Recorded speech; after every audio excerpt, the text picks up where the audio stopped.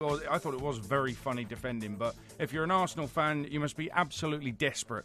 Now, Wenger gave this interview to TalkSport afterwards, whereby he said, "I've made my decision, but I won't tell anybody yet." And then we hear Tony Pulis coming out Weird. and saying, "Oh, he's told me he's staying for another year." What do you make of it all? Weird from start to finish. I watched that interview. I thought it was quite a strange one to do. Why didn't you just come out? Everybody, I think, deserves a right to know now because it's been going on that long.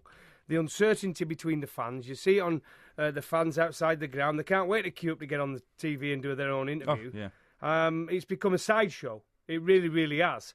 And it's got to be sorted one way or the other. If Wenger's going to stay, right, if Wenger's going to stay, and the club believe that is the right decision, and the players will knock down tools and they will play for him 100%, so be it. Announce it. What is all this secret code? He's not going on a secret mission with the SBS or the SAS or abroad, is he? And he can't tell anybody but his family and friends. It's weird. Just get on with it. You're messing with the club's future, really. But listen, for the first time in a long time, I'm not focusing on Arsene Wenger, who's clearly a problem at Arsenal. I'll have a look at the players. We're going to speak to Piers Morgan in just a second, but let me run through those players very quickly. Laurent Koscielny is meant to be top class. No organisation and no defending. He's meant to be at the heart of that defence. Granit Xhaka's £30 million plus, but he gave no quality in midfield, either defensively or in attacking sense. Theo Walcott was just pathetic. Aaron Ramsey was totally anonymous. Petr Cech got injured kicking a ball. Nacho Monreal looked like he was celebrating Hal Robson-Kanu's goal. The Ox laughed when asked about Arsenal's defending at set pieces. Mustafi cost £36 million. Yes, £36 million, and apparently Arsenal don't spend. Bellerin more bothered about his hairstyle than defending. He's quick and that's it. Welbeck looked scared on his own up front. Sanchez was okay. No more than that. And Mesut Ozil, by the way, too injured to play for Arsenal at the weekend, yet he's expected to play for Germany on Wednesday against England live on TalkSport. Has anybody seen Mesut Ozil? Might see him in a Germany shirt on Wednesday. Let's bring in celebrity Arsenal fan Piers Morgan is with us. How you doing, Piers? Hello, Piers. Well, how do you think I'm doing? Not very well. Is Wenger, do you think he will sign? From what he said at the weekend, do you think he will sign a new contract? I think he's absolutely desperate to sign a new contract. I believe these stories that are coming from him. He's a very good media manipulator. I think he's trying to test the water, trying to see how people react, trying to buy himself another year, another 2 years. He doesn't want to go out as a dismal failure. But, I'm reading a tweet here. This is from the 2nd of May, 2016, so nearly a year ago. Wenger, this is from me. Wenger will limp on for another season now, will come 5th or 6th, brackets, keep this tweet, and he'll leave with his legacy wrecked. Sad. That was a year ago, right? Then I'm reading another piece here, and just bear with me because I think it's really interesting for what you just said, right? This is a piece I wrote. For the harsh, undeniable fact is that Arsenal are disintegrating before my eyes as a major club. Wenger's factory line of frighteningly young, inexperienced players look shell-shocked, mentally shot to pieces, weak in both mind and body. They don't know how to fight, scrap, or battle. Wenger's teams who won the double in 98 and 2002, the Invincibles, were full of real men. Adams, Keown, Winterburn, Dixon, Bergkamp, Perez, Parler, Vieira, Petit, Lundberg, Seaman, Lehmann, Laurent, Campbell, Cole, Edu, Henry. They tackled furiously. They bled for the cause. They got books sent off and frequently warned about their conduct. Wenger's winners had the worst disciplinary record in the league and were proud of it, but it showed we weren't to be messed with. Those players really, really cared. Today's squad is full of boys who would run back to mummy at the first sign of Roy Keane's snarling shadow emerging into a tunnel. They're physically, emotionally immature, psychologically fried, with no leader to guide them like Adams and Vieira, no older experienced players to look up to. They can't deal with the pressure. The fans get on their back. The losses accelerate. And here's how I ended it. Everyone's desperate to play us now because they smell the one word that nobody associated with the Wenger-led Arsenal, fear. Once the toughest team in the Premiership, we become a soft touch. That is down to the manager. Wenger stood on the touchline for most of the second half yesterday, looking like a death row inmate waiting to be taken to the electric chair. He looked angry, frustrated, careworn, and suddenly very old. I never thought I'd say this, but I think it's time Arsene Wenger and Arsenal parted company. I wrote that column, gentlemen, on the 24th of November, 2008. Oh, wow. 2008. Now, I found it because that was the first time I publicly called for Arsene Wenger to go, right? I have been saying this for the last 9 years. And in that period, Wenger has failed to win the Premier League. He hasn't won it for 13 years now. In the last 7 years, we've been kicked out of the Champions League at the last 16 stage.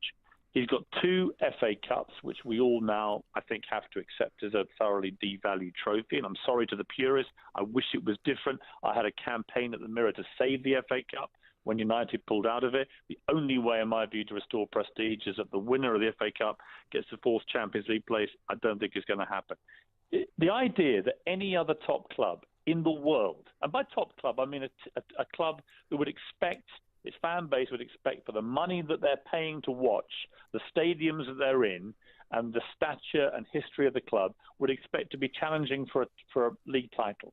The idea that any manager of any one of the top clubs in the world, in any major league, would be sitting here after Wenger's record in the last 10, 12 years and would be deciding himself, if he felt it was okay to continue to sign a new £8 million a year contract. Perhaps he'll get a pay rise, given he's negotiating apparently his own contract. This has become an absolute farce, a laughing stock. Wenger is now a joke. Somebody that I had such enormous respect for is reduced to a pathetic, sad parody of the manager he used to be. And Arsenal fans who don't want to accept this are part of the problem. And I've been saying this on your show for, I don't know, 3, 4, 5 years. More, yeah. We had the same conversation. It's Groundhog Day. This is now his worst season since he joined Arsenal in the mid-90s. This is the worst season. We're not going to qualify for the Champions League.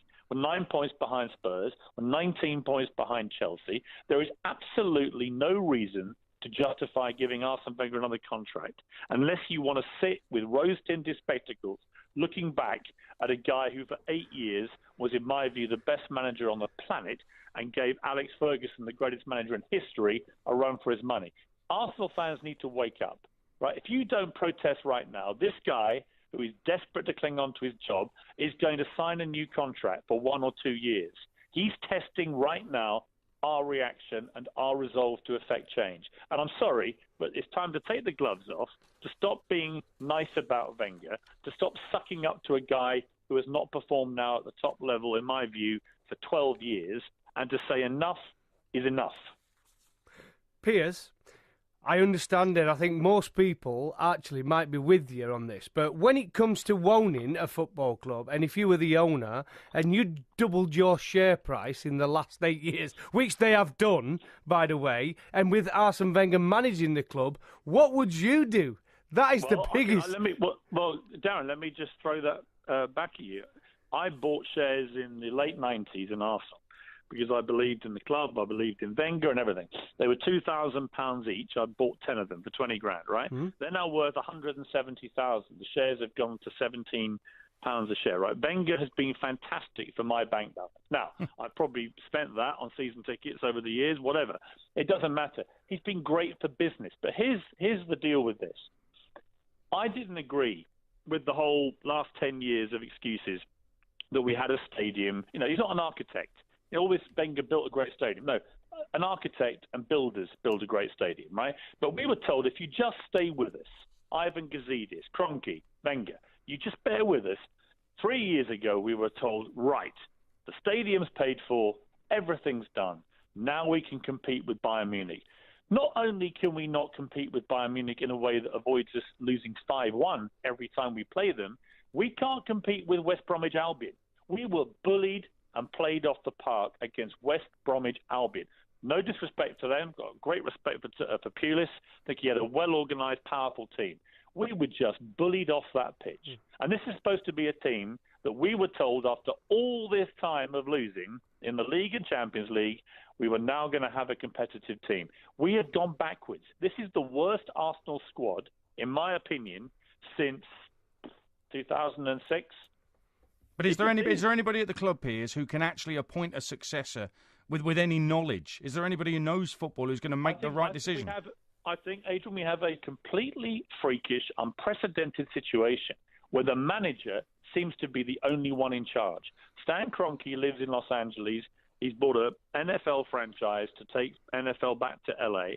He is completely consumed with that. You know, I keep hearing from Arsenal fans, but we can't compete with Sheikh Mansour or Roman Abramovich. Really? Do you have any idea how rich Stan Kroenke is? We've had a guy for the last 7 years owning our club who's worth $10 billion. His wife is the Walmart heiress, the supermarket heiress. She's worth another $15 billion. He's one of the richest guys in the world, right? So don't give me the we can't compete, we don't have a rich owner. We have one of the richest owners in world football. He doesn't care. He's never at the games. Ivan Gazidis, the managing director we never hear from, the guy we never see, the guy who never gets quoted now because it's been 3 years since he told us we were going to compete with Bayern Munich, and now we can't compete with West Brom. Well, where are you, Mr. Gazidis? Where is the Arsenal board making the decision that is bleedingly obvious? This is not Arsene Wenger's decision anymore. This is not happy families we're playing where Uncle Arsene gets to decide when he leaves the party. He should be fired. If he doesn't want to go and go with his dignity vaguely intact where we can give him 2 months of a send-off, and I would happily lead that, by the way, if he resigned today. If he doesn't want to do that and is desperate to sign a new contract, he's got to be fired. But here's the question. Who fires him when he's the guy apparently in charge that goes setting his own contract? Okay, Piers, what about if we get, I know this probably might not happen, but what about if they come out of the club and said, do you know something? We understand the fans have not been happy. We've underachieved now for 13 years, right? Whether that be the date. But we're going to give Arsene Wenger an unlimited checkbook. He can go out and sign who he wants. He's going to bring in new coaches to give us fresh ideas to the football club. Would you accept that? Well, this is a guy who just spent 35 million on Mustafi and Xhaka, right? Yeah, but what about if he's... Yeah, but he's playing within a budget, though, there. I wouldn't trust Wenger now, and it's tragic to say this. I wouldn't trust him with £10 to buy me a good sandwich, period. Where I wouldn't trust him to buy me a sandwich, let alone a world-class player. Nor do I think the really top guys will be interested in playing for him. You know, we're not going to be in the Champions League next year, his great vaunted Champions League record. By the way, a competition he's never won. He's reached one final and 2 semi-finals. You think Alex Ferguson or Jose Mourinho or Carlo Ancelotti or Pep Guardiola, you think they sit at home and going, I've got such a brilliant European record. You know what it is? I've never won it. And the last 7 years, I haven't even reached the quarterfinals. Hey, what a record, huh? It's a joke. It's an absolute joke. Leicester City beat us in the Premier League last season when it was supposed to be our season. Leicester City have just gone further in the Champions League than Arsenal. At what point do Arsenal fans wake up to the fact that Wenger's excuses are now utterly ridiculous and he's making our club look utterly ridiculous? If you want to keep coming fourth, fifth, that's fine. You can be that kind of Arsenal fan. But I want to be an Arsenal fan that sees us back where we used to be. And by the way, go back 10 years before Wenger joined us. Right, this idea he's the greatest manager since sliced bread. Herbert Chapman was the guy that created the great Arsenal back in the 30s, right? Let's just get that on the record. Wenger's not the miracle guy who came along and suddenly we won stuff for the first time. Herbert Chapman was a great manager. George Graham was a great manager. He won the league twice in the 9 years before Wenger joined, and he won a European trophy, which Wenger's never won. Right, so if you take the 10 years before Wenger joined and the last 10 years of Wenger's tenure, George Graham beats him very, very comfortably. So let's stop this other myth that somehow, be careful what you wish for. What are we going to get? How do we beat a guy with this record? How do we beat a guy who hasn't won the league in 13 years, has never won the Champions League? How do we beat that guy when we've got money spilling out of our ears and a billionaire owner worth $10 billion? I'll tell you how we do it. You put me in charge, and trust me, you wouldn't have players going on that pitch like I did at West Brom behaving like Aaron Ramsey and Alex Oxlade-Chamberlain, who in the slow-motion replays on Match of the Day, two of the most shameful footballers I've ever seen in Arsenal shirts, standing there as West Brom players steamed in and scored repeat goals within about 10 minutes of each other. Goals that we had been warned the day before were exactly what they were good at. It was pathetic and shameful. And again, I'm talking directly to Arsenal fans now. You've argued with me for years. I see it on Twitter. Arsene knows. Arsene knows. Don't be a traitor. No, you're the traitors if you back this guy now, because you are part of the problem. And we need to have a manager who can take us back to the top again. It is not Arsene Wenger. Piers, it's been amazing stuff, electrifying stuff. We want to get some response to it as well, so thank you very much for coming on. Thanks, Piers. All right, I need to go and lie down. I'll see you later. I feel like I need to lie down.